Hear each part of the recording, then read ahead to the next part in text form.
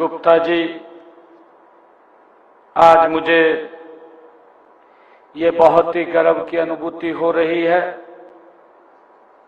कि आज गुरु पूर्णिमा का पावन पर्व है। मैं आप सबको गुरु पूर्णिमा के पावन पर्व की बहुत बहुत बधाई और शुभकामनाएं देता हूं। आज माता मनसा देवी के चरणों में स्थित पंचकुला की इस पवित्र धरती और आप सभी के नवनियुक्त साथियों के बीच मुझे आकर के बहुत ही गौरव की अनुभूति महसूस हो रही है। साथियों, मैं हरियाणा के हजारों परिवारों की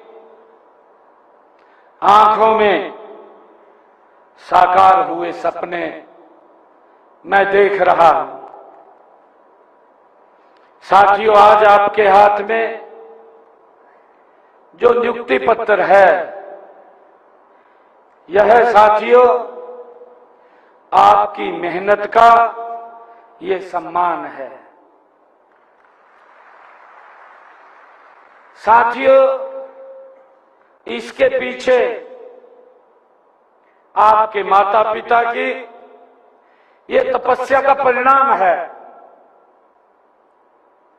और ईमानदारी व्यवस्था में आपके विश्वास की ये जीत है। साथियों, आज आपके परिवारों में उत्सव का माहौल है। मैं चाहता हूं कि ये उत्सव केवल नौकरी मिलने तक उत्सव न रहे, बल्कि ये जनसेवा का संकल्प लेने का ये उत्सव बने। साथियों, अपनी मेहनत, अपनी प्रतिभा के बल पर सरकारी नौकरी प्राप्त करने वाले मैं आप सभी 3,556 हमारे नौजवान साथियों का आज जो ग्रुप डी की इस नौकरी में आपका सिलेक्शन हुआ है, मैं आप सबका अपनी ओर से अभिनंदन भी करता हूं, आप सबका वंदन भी करता हूं, आप सबको बहुत बहुत बधाई भी देता हूं। साथियों, मुझे दो बात याद आ रही है कि हर ख्वाब को हकीकत मिली है, हर ख्वाब को हकीकत मिली है, हर आंख में उजियारा है। साथियों, मेहनत करने वाले हर युवा का अब अपना बुलंद सितारा है। साथियों, न खर्ची चली न पर्ची चली, बस मेहनत का सम्मान है। यही भरोसा, यही सुशासन हरियाणा सरकार की पहचान है। साथियों, विचार कीजिएगा, जरा सोचिएगा, आप में से किसी के पिता किसान हैं, आप में से किसी के पिता मजदूर का काम करते हैं, न गर्मी देखी न सर्दी देखी, बस पसीना बहाया। साथियों, ताकि आपके सपनों को पंख लग सकें। किसी बहन ने अपनी जरूरतें रोक दी, अपने सपने टाल दिए। साथियों, ताकि भाई की परीक्षा की तैयारी में कोई कमी न रह जाए। साथियों, कितनी माताओं ने मंदिर में दिए जलाए, हाथ जोड़े, हर दुआ में आपकी सफलता मांगी। साथियों, आज मैं आपसे एक बात कहना चाहता हूं कि उन दीपकों की लो बेकार नहीं गई, उन आंसुओं की कीमत चुकी, उन प्रार्थनाओं को अवसर मिल गया। इसीलिए आपकी सफलता पर जितना आपका अधिकार है, उतना ही अधिकार आपके माता पिता, आपके परिवार का भी है। साथियों, मैं उन सब माता पिताओं को भी प्रणाम करता हूं जिन्होंने कठोरतम कठिन हालात के बावजूद भी आपका हौसला नीचे नहीं होने दिया, उसको आगे बढ़ाने का काम किया है। आज गुरु पूर्णिमा है। सबसे प्रथम गुरु हमारा अगर कोई होता है, हमारे माता पिता होते हैं, जो हमें उंगली पकड़ करके चिल्लाना सिखाते हैं।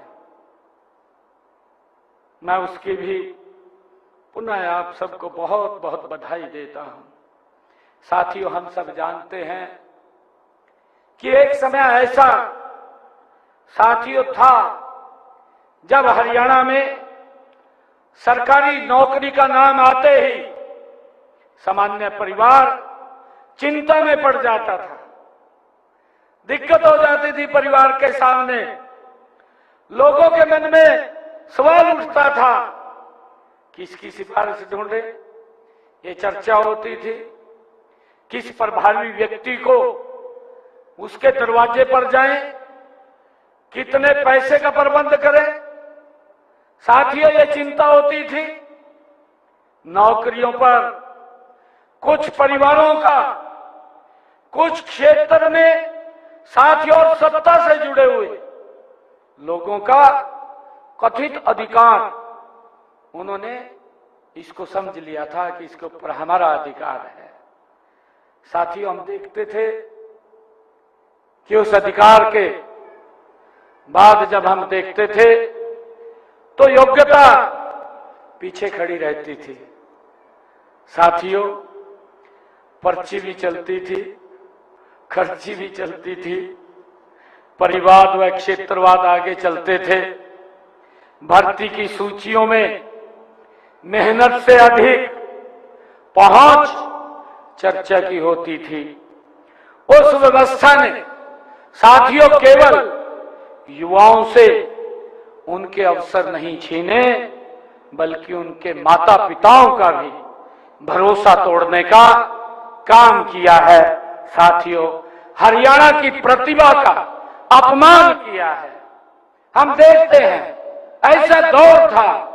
साथियों, आज मैं बड़े विश्वास के साथ और बड़े फख्र के साथ, बड़े गर्व के साथ भी साथियों आज ये कहना चाहता हूं कि जिन लोगों ने सरकारी नौकरियों को अपनी जागीर समझा, उनकी राजनीति अपने परिवार से शुरू होकर के साथियों अपने परिवार पर ही समाप्त हो जाती थी। अपने परिवार से शुरू होते थे, अपने परिवार पे ही समाप्त होती थी। साथियों, वे पारदर्शी भर्ती की हमारी व्यवस्था को साथियों कभी समझ ही नहीं सकते, वो कभी नहीं समझ सकते। साथियों, उन्होंने युवाओं के सपनों पर अपनी दलाली की दुकानें चलाई हैं। युवाओं के सपनों के ऊपर अपनी दलाली की दुकानें चलाई हैं। साथियों, वे आज हमसे रोजगार का हिसाब मांगते हैं। साथियों, मैं आप लोगों को कहना चाहूंगा, मैं ये भी आप लोगों से पूछना चाहता हूं कि जब सत्ता साथियों उन लोगों से मैं ये कहना चाहता हूं कि जब सत्ता आपके हाथ में थी तब गरीब का बेटा बिना सिफारिश के नौकरी क्यों नहीं लगा? मैं उन लोगों से पूछना चाहता हूं। और साथियों, उस समय एक विशेष क्षेत्र और एक विशेष परिवार से जुड़ा होना योग्यता का सबसे बड़ा प्रमाण वो बनता था। साथियों, नौकरियां सार्वजनिक अवसर के बजाय राजनीतिक कृपा का साधन क्यों बन गई थी, इसे हमें समझने की जरूरत है। साथियों, हमने सत्ता संभालते ही देश के यशस्वी प्रधानमंत्री आदरणीय नरेंद्र मोदी जी के नेतृत्व में साथियों ये स्पष्ट कर दिया कि अब हरियाणा के किसी भी नौजवान के भविष्य किसी नेता की जेब में रखी पर्ची तय नहीं करेगी कि साथियों उसका भविष्य, उसकी मेहनत, उसकी साथियों योग्यता और उसकी प्रतिभा ही तय करेगी कि बच्चा सरकारी नौकरी के अंदर लगेगा। साथियों, मुझे खुशी है हमने भर्ती के संस्कार को बदला है। अभी आप डॉक्यूमेंट्री फिल्म देख रहे थे, आदरणीय प्रधानमंत्री जी ने अभी जींद के अंदर आए थे, वहां भी उन्होंने इस बात का जिक्र किया है। आदरणीय प्रधानमंत्री जी ने कहा कि बिना पर्ची बिना खर्ची ये साधारण कार्य नहीं था। साथियों, बहुत बड़ा कार्य ये था, इसको बदलना, और हमने इसके संस्कार को बदला है साथियों। और हमने कहा न पर्ची चलेगी न खर्ची चलेगी, अब तो केवल बच्चे की मेहनत चलेगी। साथियों, आज गरीब का बेटा सीना तान करके कहता है कि मेरे पास कोई सिफारिश नहीं थी।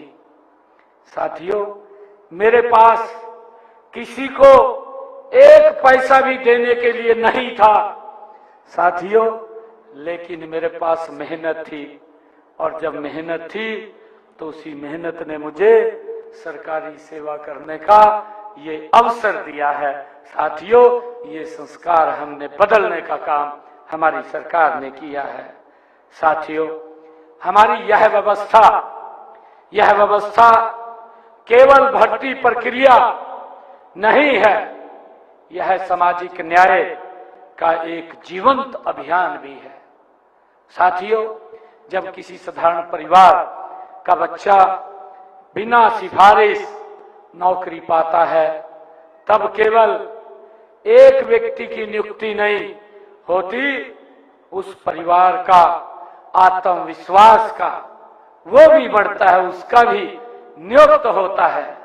साथियों, जब किसी दूर दराज गांव की बेटी अपनी योग्यता के आधार पर सरकारी सेवा में आती है, तो साथियों तब केवल एक कर्मचारी कार्यालय नहीं पहुंचता, पूरे गांव की बेटियों के सपनों को नए पंख मिलते हैं।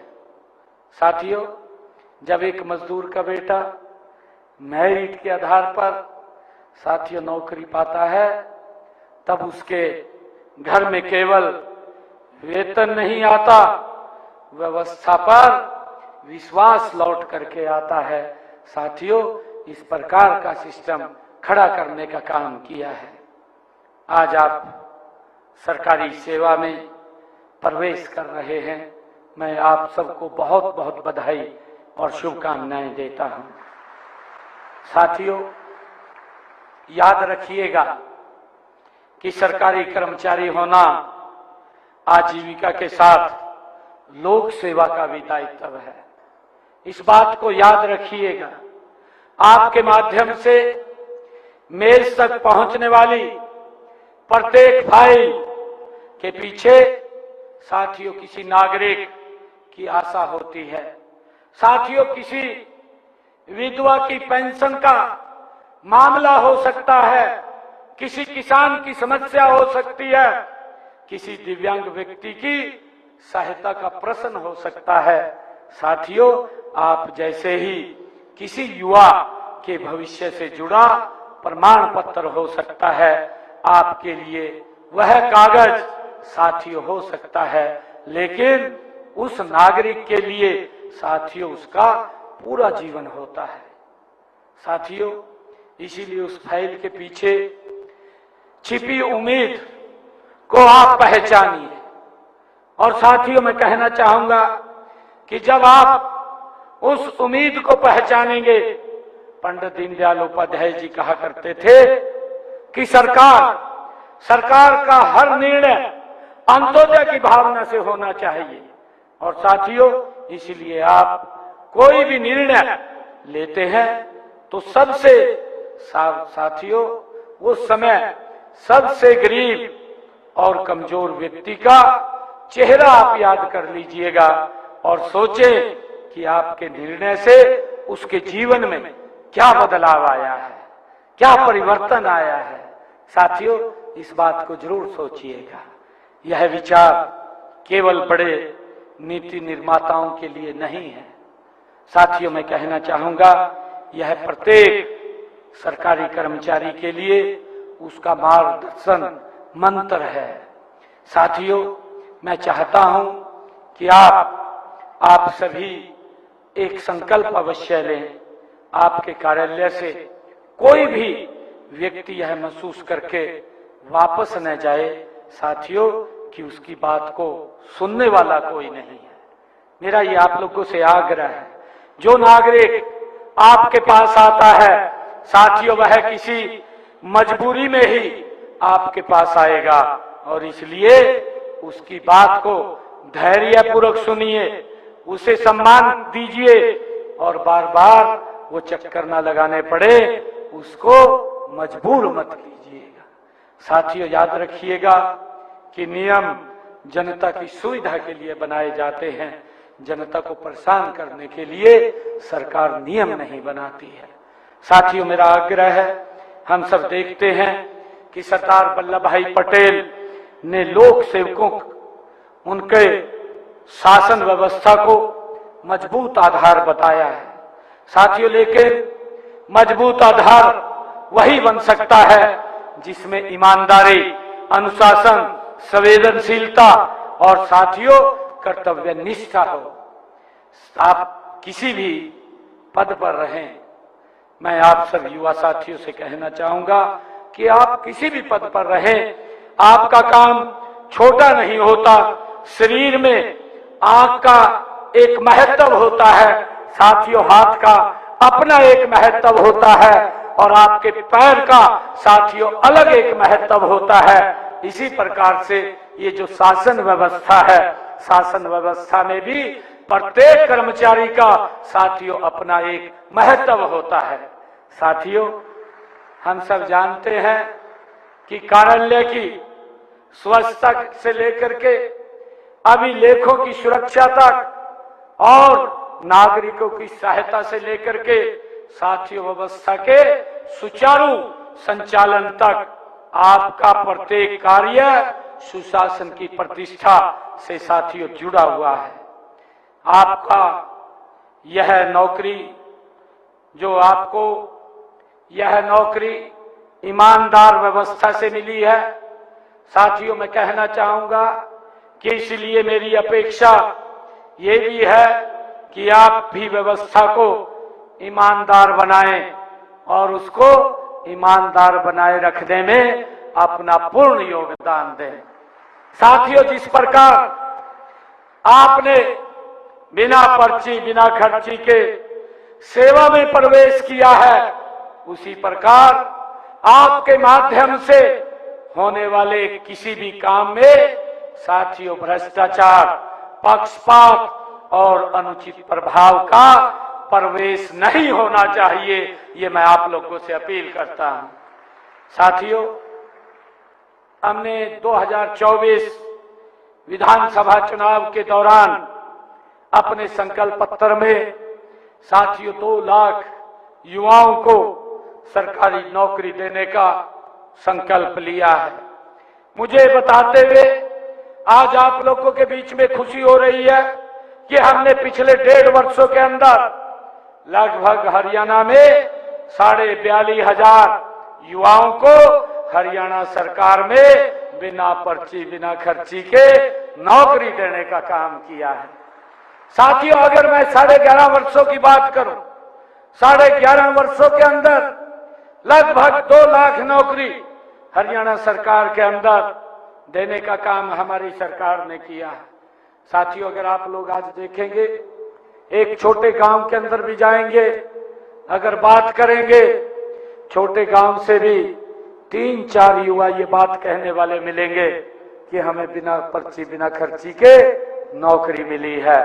साथियों, अगर बड़े गांव के अंदर जाएंगे, तो आपको 300 से 400 तक युवा ये कहने वाले मिलेंगे कि हमें बिना पर्ची बिना खर्ची के नौकरी मिली है। साथियों, ये व्यवस्था आज हरियाणा के अंदर, ये हरियाणा के लोगों के आशीर्वाद से साथियों आज बनी है, नहीं तो इसके अंदर भी पूरा भेदभाव होता था। एक ही क्षेत्र से साथियों आ जाते थे, परंतु आज अगर आप कहीं भी देखेंगे, समान रूप से पूरे हरियाणा प्रदेश से बच्चों को आज अवसर मिल रहा है। साथियों, मैं ये भी कहना चाहता हूं कि आप जानते हैं कि पहले की जो सरकारों में कैसे ठेकेदारों के हाथों साथियों हमारे युवाओं का शोषण होता था, उनको मानदेय भी पूरा नहीं मिलता था, घूमते रहते थे।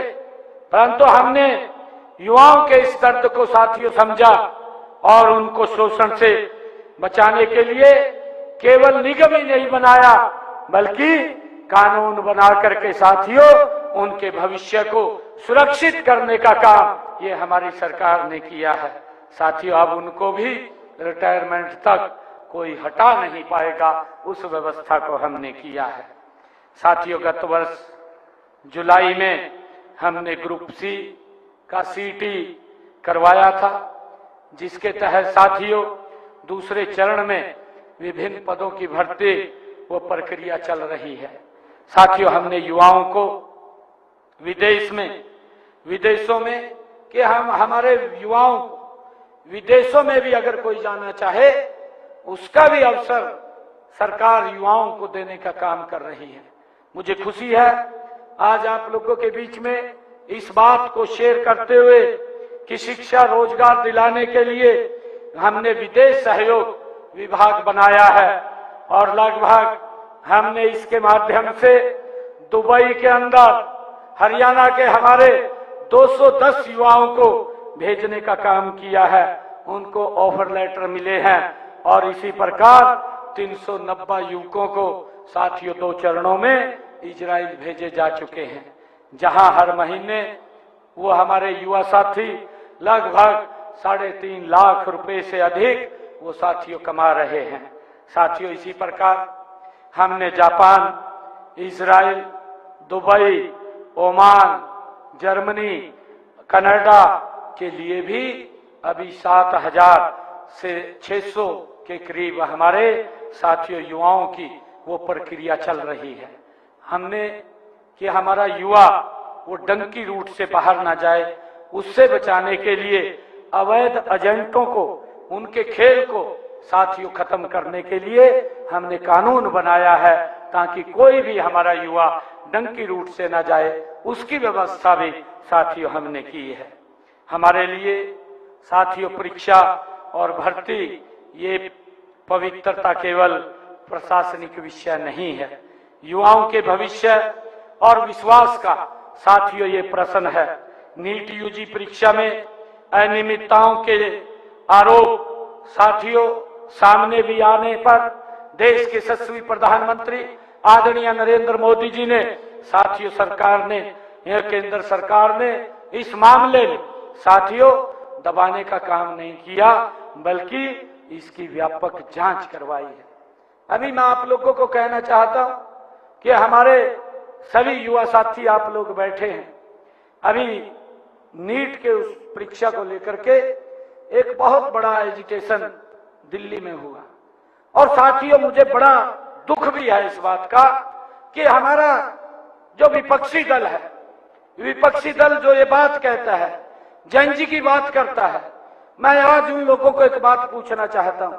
मैंने विधानसभा के अंदर भी जब उन्होंने इसके ऊपर क्वेश्चन किया था तो मैंने एक एक क्वेश्चन का उत्तर देने का काम विपक्ष को किया था, परंतु साथियों सुनने की सामर्थ्य उनमें नहीं थी और वो वॉकआउट करके चले गए थे।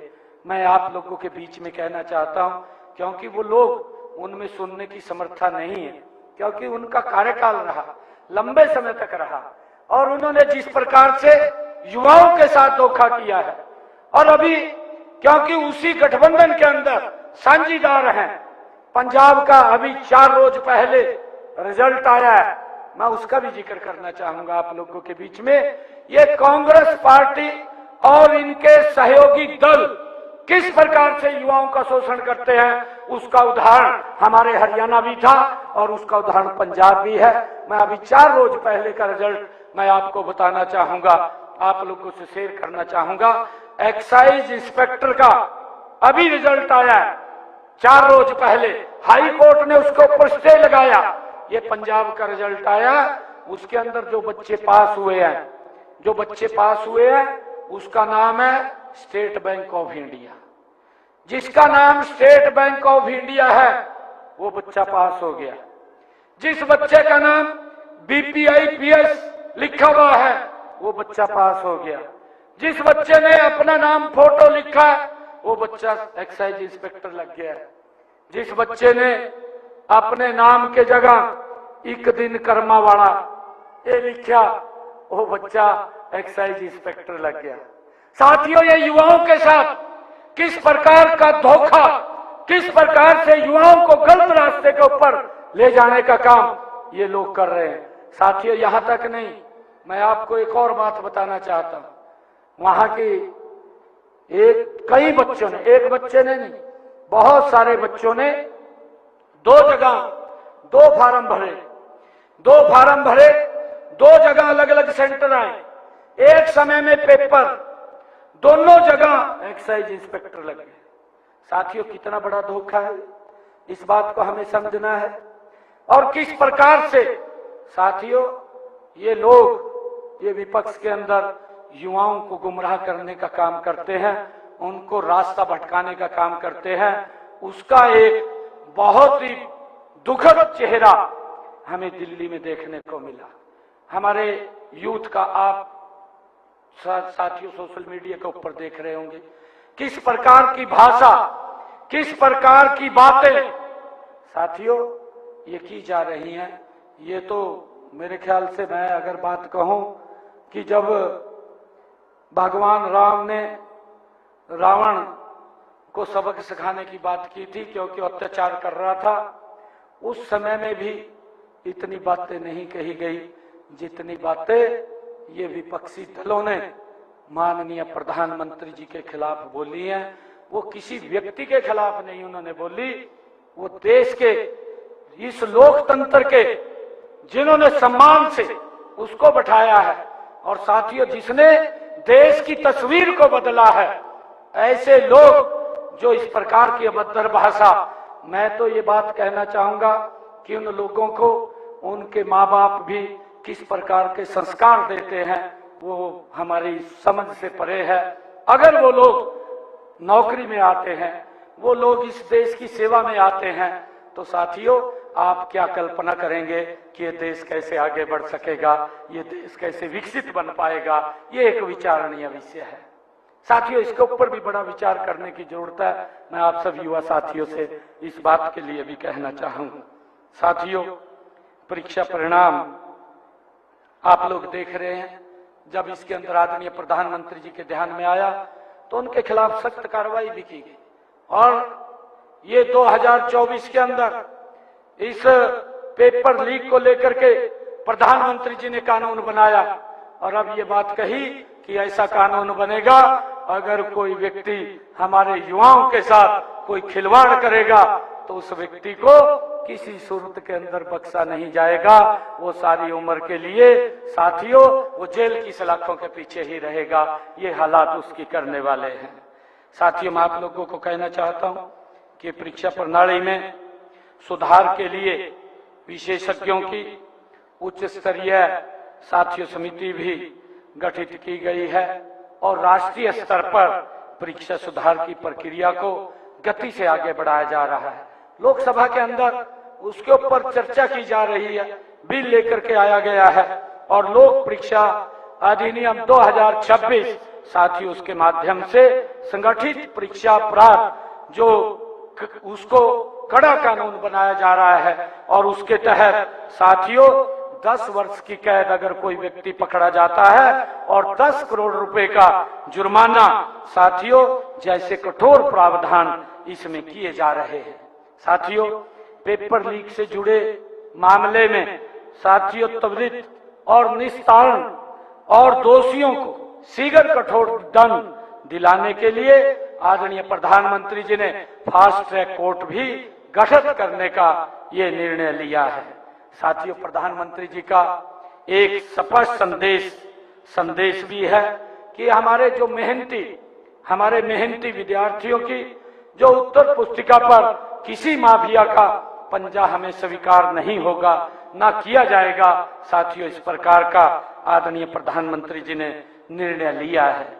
साथियों विपक्ष के हमारे जो मित्रों को परीक्षा की और भर्ती की पारदर्शिता पर बोलने का साथियों उन्हें अपने शासनकाल में भी देखना चाहिए कि हमने क्या क्या काम किए हैं।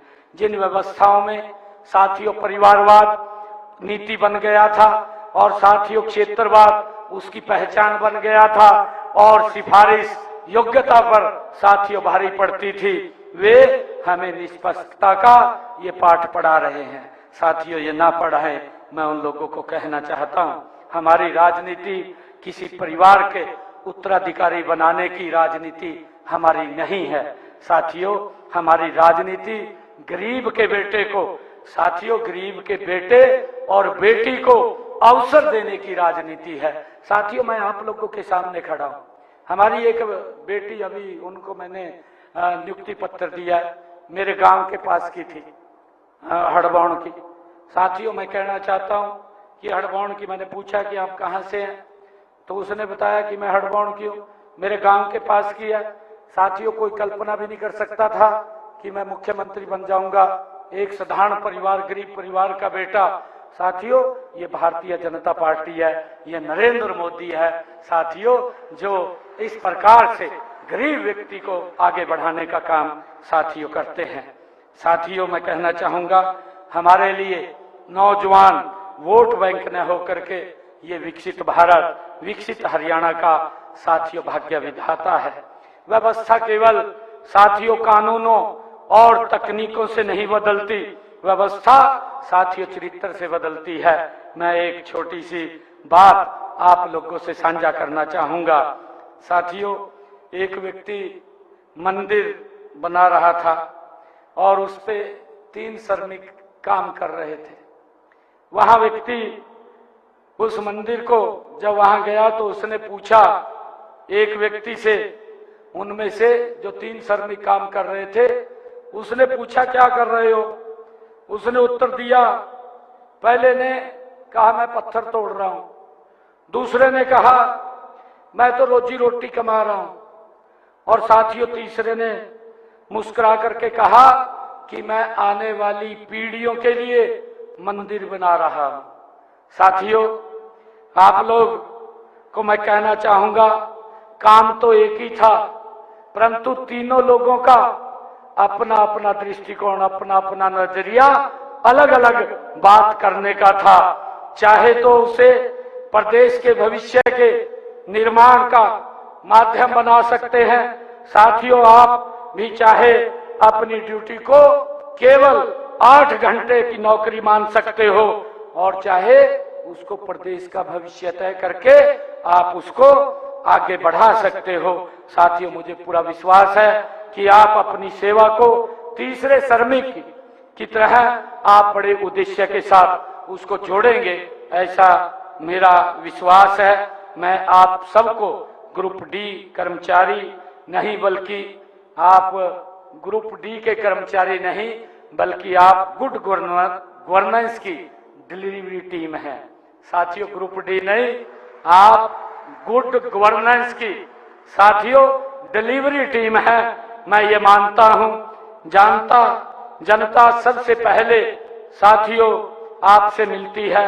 आपके व्यवहार से सरकार का चेहरा वो पहचानती है।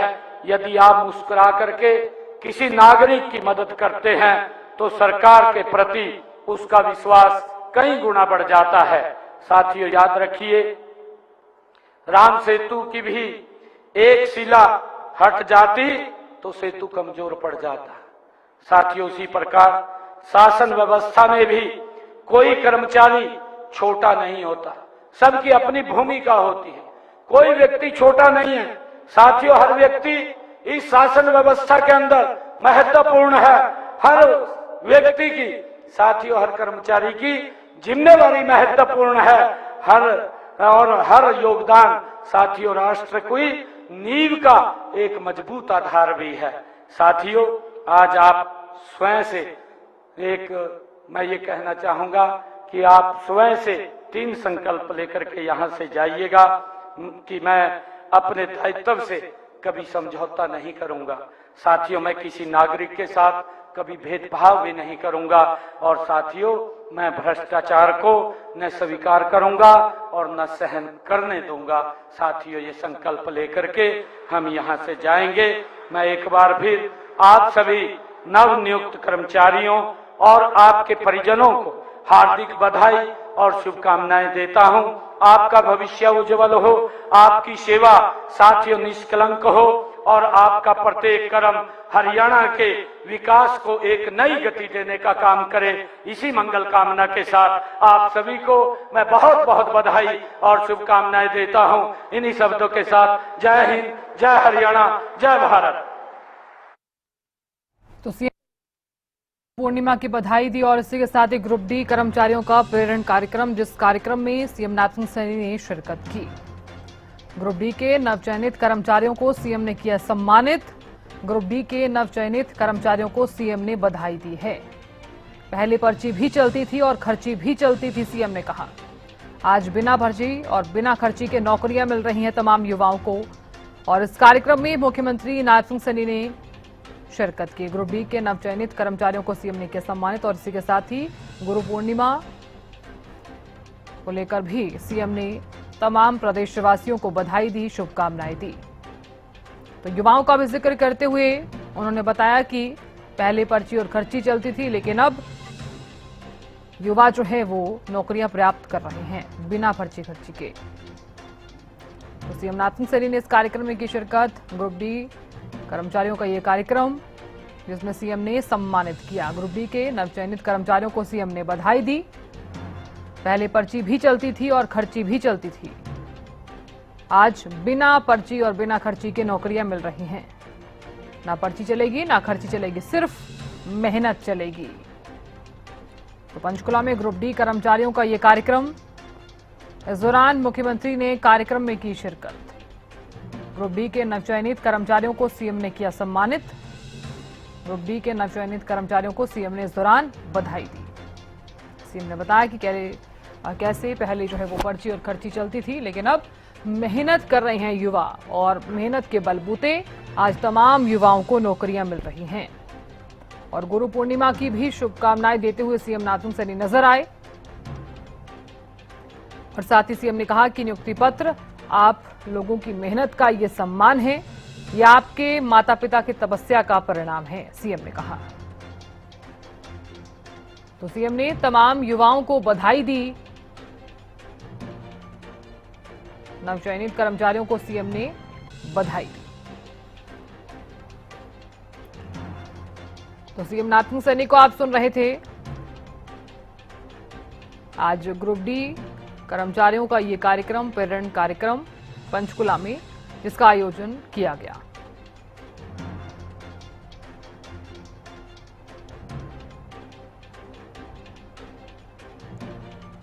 तो सीएम नाथन सैनी ने बताया कि किस तरह से आज जो युवा है, आज के जो छात्र छात्राएं हैं, वो किस तरह से मेहनत करते हुए अपने बलबूते पर नौकरी प्राप्त कर रहे हैं। तो कर्मचारियों का ये कार्यक्रम इस कार्यक्रम में मुख्यमंत्री नाथुंग सैनी ने संबोधित किया।